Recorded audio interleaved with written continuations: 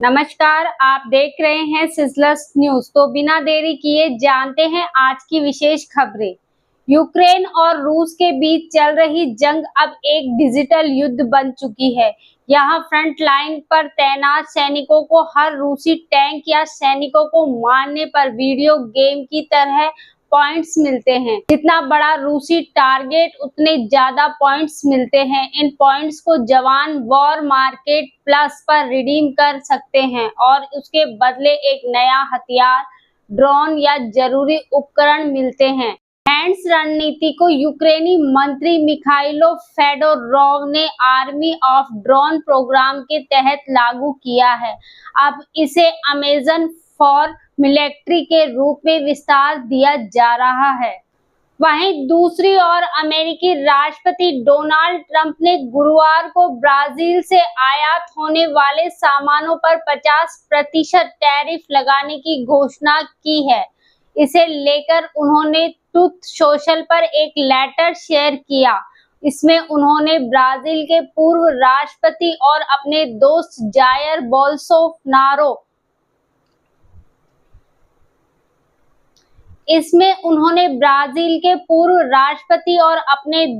Jair Bolsonaro के खिलाफ चल रहे मुकदमे की निंदा की।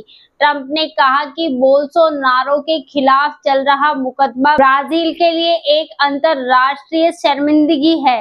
यह एक तरह का विट हंट है। बोल्सोनारो पर 8 जनवरी 2023 को ब्राजील की राजधानी ब्रासिलिया में हुए दंगों के लिए कथित रूप से तख्ता पलट की कोशिश का आरोप है। अब जानते हैं देश से जुड़ी खबरें। दिल्ली में गुरुवार को भूकंप के तेज झटके महसूस किए गए हैं। भूकंप का केंद्र हरियाणा के झज्जर में था। यहां रिएक्टर स्केल पर तीव्रता 4.4 थी। इसकी वजह से दिल्ली और एनसीआर में भूकंप के झटके महसूस किए गए हैं। किसी तरह के नुकसान की खबर नहीं है। हरियाणा में जिंद और बहादुरगढ़ के अलावा पश्चिमी उत्तर प्रदेश और राजस्थान के इलाकों में भी 10 सेकंड तक झटके आए हैं। बीते 6 महीने में दिल्ली और एनसीआर में तीसरा भूकंप आया है। इससे पहले 19 अप्रैल और 17 फरवरी को भी भूकंप आया था।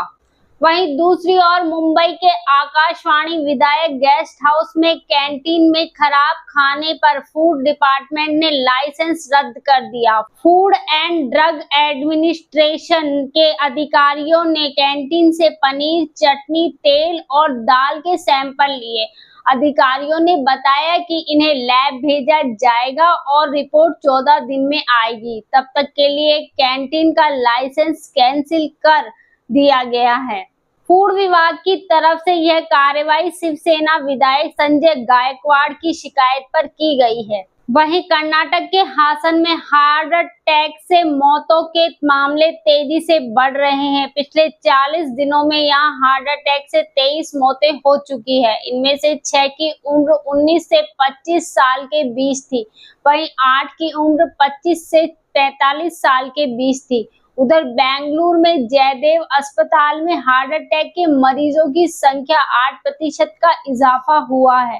डॉक्टरों ने बताया कि बढ़ते मामलों के बीच हासन और आसपास के जिलों से कई लोग एहतियाती जांच के लिए आ रहे हैं।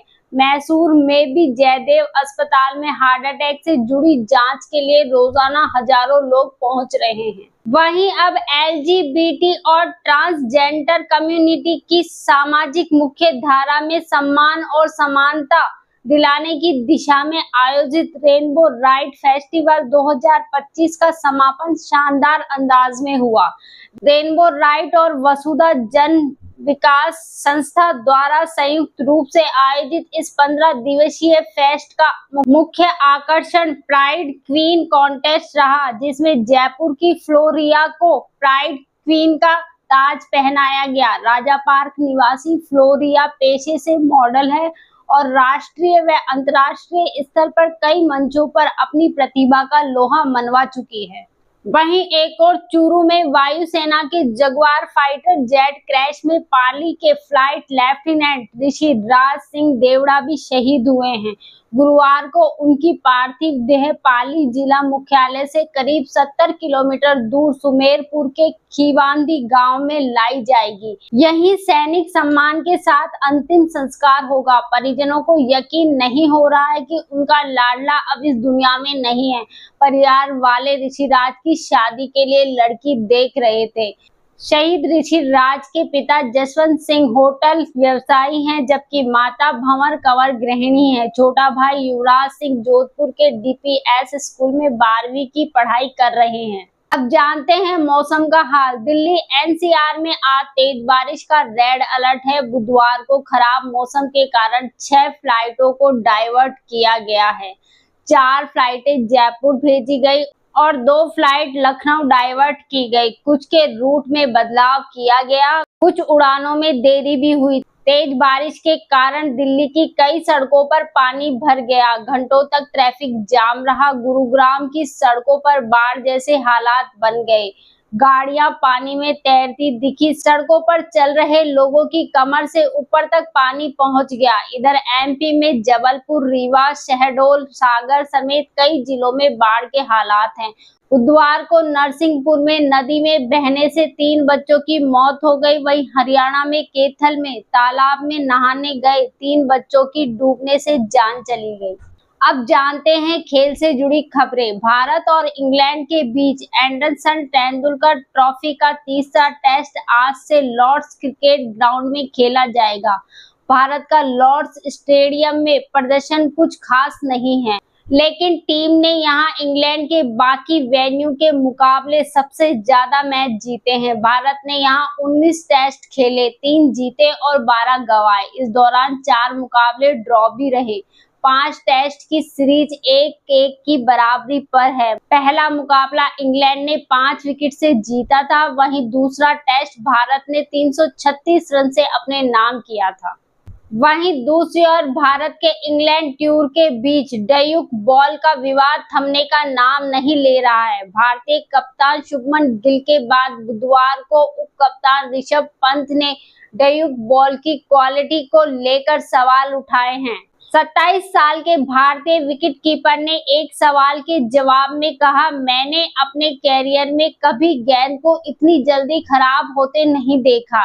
ऋषभ ने लीड्स टेस्ट के तीसरे दिन भी एम्पायर से बॉल खराब होने की शिकायत की थी। इतना ही नहीं, वे बॉल नहीं बदलने पर एम्पायर पर भड़के भी थे। इस पर ICC ने उन्हें फटकार लगाई थी और एक डिमेट्रिक पॉइंट्स दिया था। ये थी आज की विशेष खबरें। कल फिर मिलेंगे नई और ताजा खबरों के साथ। तब तक के लिए जुड़े रहिए सिजलस न्यूज से। धन्यवाद।